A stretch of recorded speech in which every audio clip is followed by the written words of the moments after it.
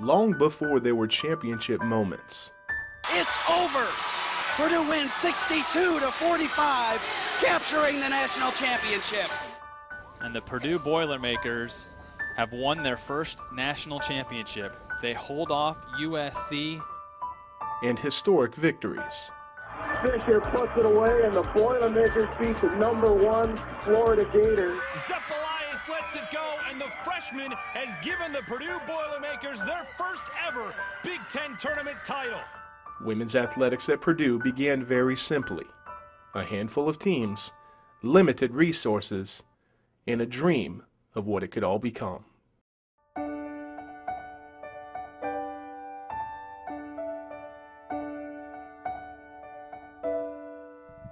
On June 23, 1972, as part of the Education Amendments of '72, Title IX became the law of the land.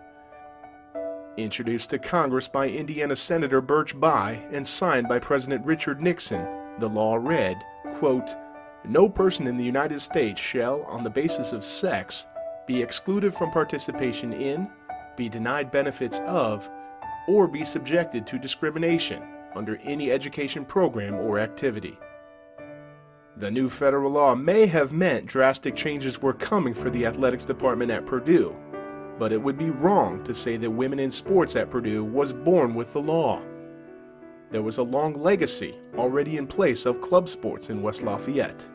I give credit to the women who, were part of the club sports program, who very much wanted to compete with other schools. Not, if you were a club program, then you were able to play IU or Indiana State, and they did an awful lot of that. So they actually blazed the trail in a lot of ways, so that when Title IX, became a force, then people had to either embrace the spirit of it or embrace the fact that it was now a law.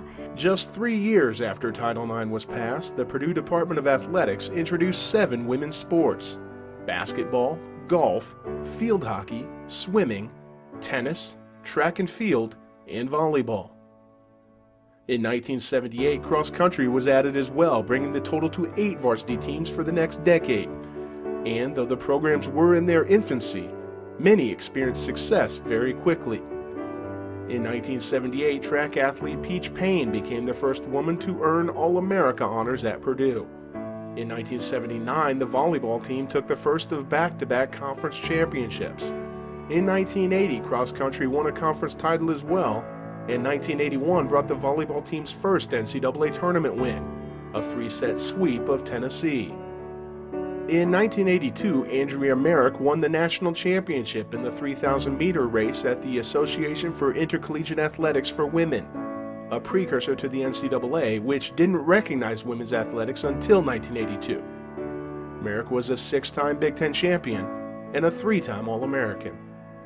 In the fall of 1982, the volleyball team ran through the regular season undefeated and finished the season 33-1 with a 5th-place finish at the NCAA tournament.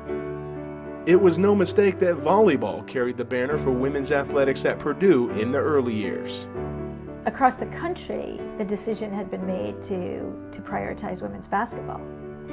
And at Purdue, they made the decision to prioritize women's volleyball.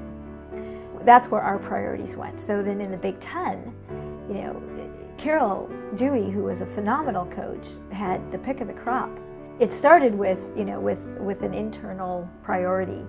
And then when volleyball had such incredible success, Carol was recruiting, not just great athletes, but great students. So that became the benchmark for all the other women's programs. And so I think it was like, wow, there is a direct positive correlation between how many resources and how much funding you can give to a program and the results that they can achieve. 1982 also saw the construction of the Intercollegiate Athletic Facility, home to the volleyball program. Although when it was suggested that the women's basketball team also play home games in the IAF, Coach Ruth Jones drew the line. She had an incredible vision for what women's athletics should be like. And one of our athletic administrators approached her and said, "Oh my gosh, wouldn't it be great to play your games in the IAF, and that way you'll have a home court advantage and it'll be tougher and all of that." And Ruth looked at him and said, "Absolutely not. That is conceding the fact that we'll never fill Mackey Arena. And she said, how could I ever take a female basketball player who has grown up coming to games here, watching our men, and this is just such an icon, and be able to say, yes, this is the basketball arena, but we play over here. Under Jones, the basketball program was achieving moderate success, with Carol Emanuel earning All-American honors in 1983. However, the program took a major turn in '84 with the signing of Miss Indiana basketball, Sharon Versup. I had met Coach Jones and Nancy Cross when I was in 7th grade, just kind of really built a great relationship. And obviously back then they didn't have a lot of rules, so they could come to a lot of games. It could be around a lot, whether it was volleyball, softball, basketball, those type of things. And I had a lot of opportunities, but just really felt in the time of where Coach Jones was in her career and what she was trying to do here, and kind of who I am as a person, that kind of is what gave me the opportunity to come here. It wasn't until Sharon's freshman year that they made women's basketball a revenue sport. That was the commitment I think Sharon needed to, at that point she was going to get full-time assistant coaches. They were going to have, the recruiting budget to go out and get the best and the brightest and start competing. Sharon was really helpful in getting that turned around as the first Miss Basketball player to commit to Purdue. A lot of, young people might look for just playing for the #1 team in the country. At that time it was Louisiana Tech, but I was looking at the opportunities that I had in a different way. I was looking at having a good relationship, having a family atmosphere, having great academics and trying to make a difference that way, and then trying to help turn a program to be one of the top in the country, and felt like our class and those after us really helped build the foundation for it. That's the key to anything. You have to build a foundation in order for anything to stay sturdy and grow. And I just can't be thankful enough to have that opportunity with the coaches that I had while I was here. Versup ended her career as a 3-time All-Big Ten performer along with teammate Kathy Tyree, and the program was certainly headed in the right direction under Jones, who won the Big Ten Coach of the Year in 1986. However, in July of '86, Jones lost her battle with cancer and was unable to see the program attain the success she had envisioned a decade earlier.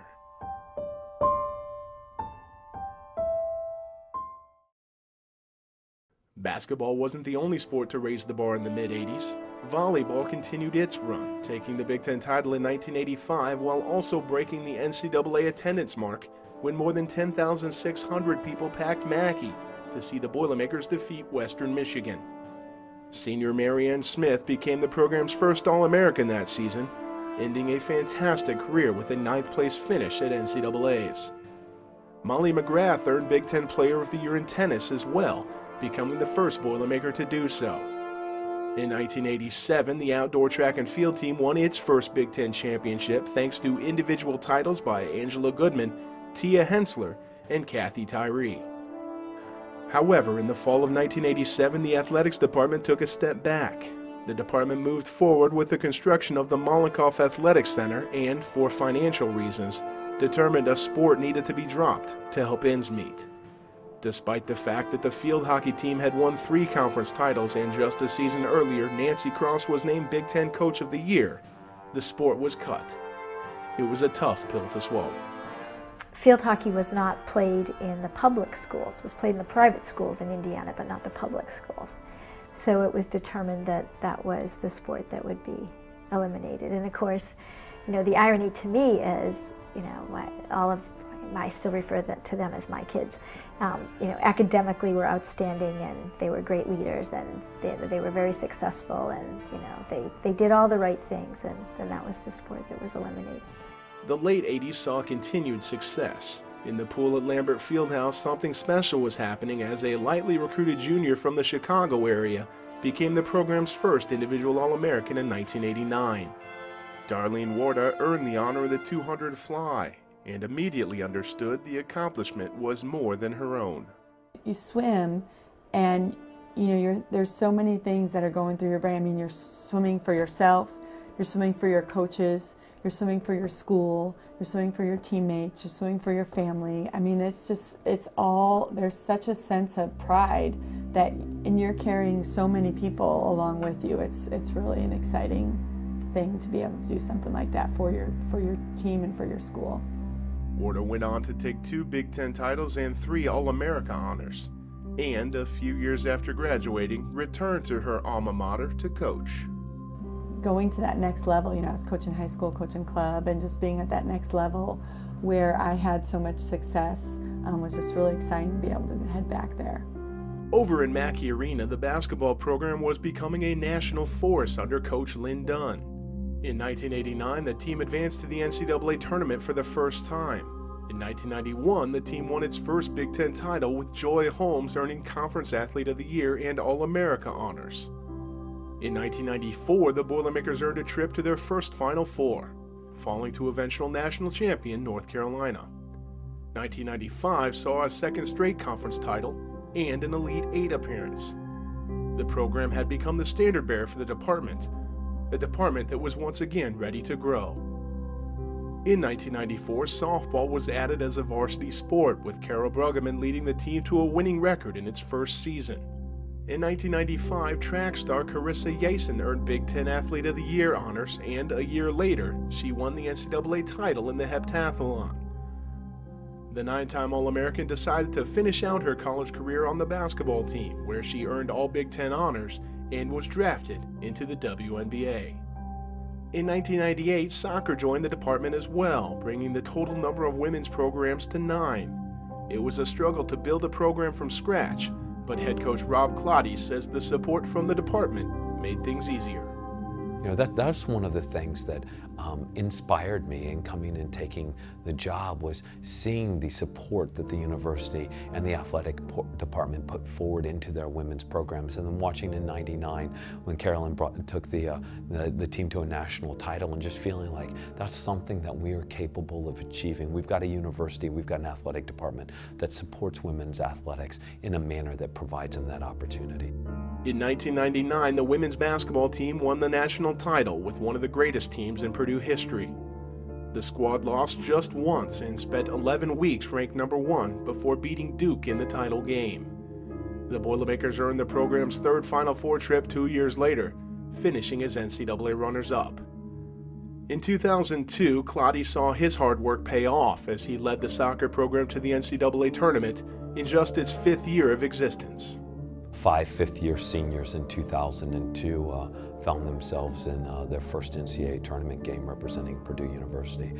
Really, for a group of young women, I don't think I've ever been prouder for their wherewithal, their willingness to, their stick-to-itness, their ability to overcome what was a 4-14 season, I think the first year, and an 8-11 season the second year. A willingness to persevere through some teammates departing, transferring, others quitting, feeling like it's not worth it, this is too hard, or we're just not good enough. Why would you go through that? And ultimately to have those 5 young women win their first NCAA tournament game, it was just I thought it was so appropriate. It was appropriate ending to their career, starting effectively at square one and really building the foundation on what was, in 2003, a fantastic season going on to the Sweet 16, and moving forward up till 2007, where, the team was ranked as high as 4th in the country. In 2008, the softball team earned its first NCAA tournament bid and win, defeating Cal State Fullerton in Los Angeles. 2009 saw golfer Maria Hernandez win the individual NCAA championship, and a year later, the Boilermakers took the team title, becoming the first Northern school to ever win the sports championship event. In 2012, Big Ten tournament titles were added in tennis and basketball, bringing the grand total to 33 Big Ten team titles won in women's athletics since 1975. There have also been 2 national championship teams. Individually, 5 student athletes have taken NCAA titles, while more than 100 have earned All-America honors. Impressive accomplishments to be sure, but even more impressive is just how far things have come.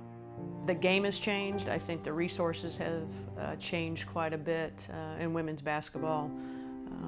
Back then it was just about the pure game of playing it because you love the game. Being the father of a 10-year-old daughter, certainly I want the very same opportunities for her that all three of my sons will enjoy. You know, I mean, you always talk about those stories, and you know, I was a part of those stories, so now I can you know, reflect back that how difficult it was, but we need women to knock down the walls to continue our journey.